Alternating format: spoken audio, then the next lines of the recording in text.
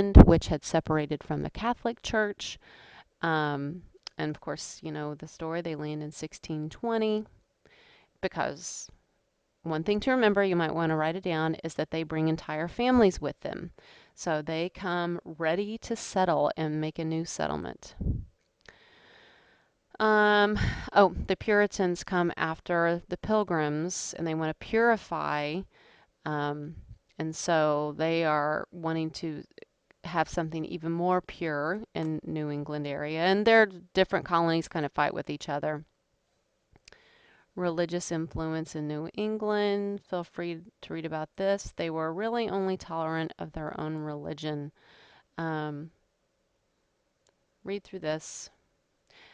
One thing about New England, you probably should start taking notes on New England versus the Chesapeake Bay area, which is Virginia.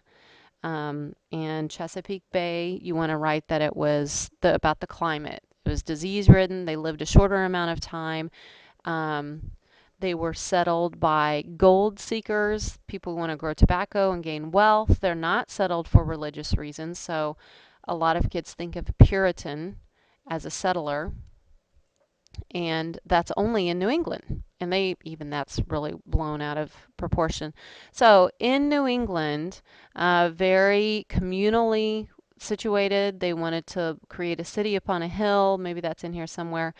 They wanted tolerance for their own religion only. Education, everyone must be able to read and write. And so all settlements, little areas had to have a school. So that's going to be a huge advantage and create way more colleges than in the Chesapeake area. They wanted to read what? The Bible.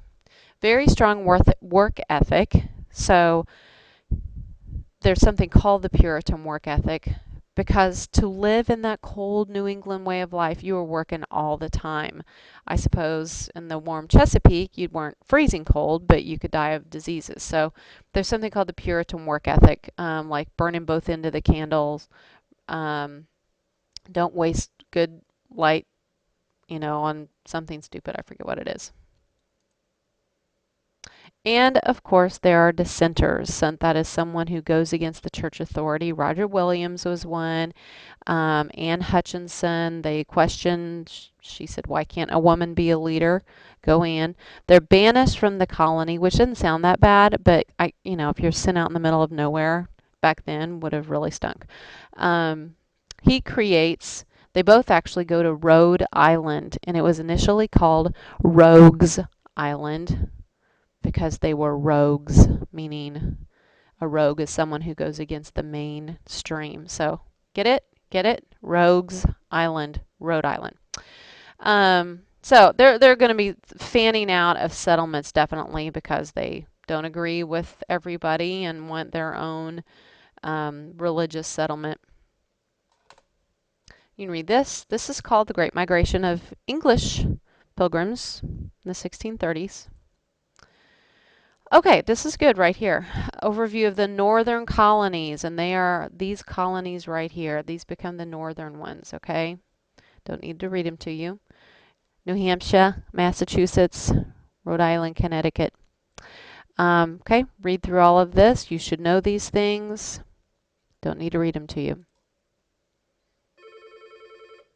And there's my phone. You will see there was some aristocracy here. King Charles giving land away to his friends. The Dutch, read about them. It's pretty interesting. And I'll show you some foods, lots of different foods and words that we get from these countries. All right, this starts the middle colonies, which will be discussed in the next segment.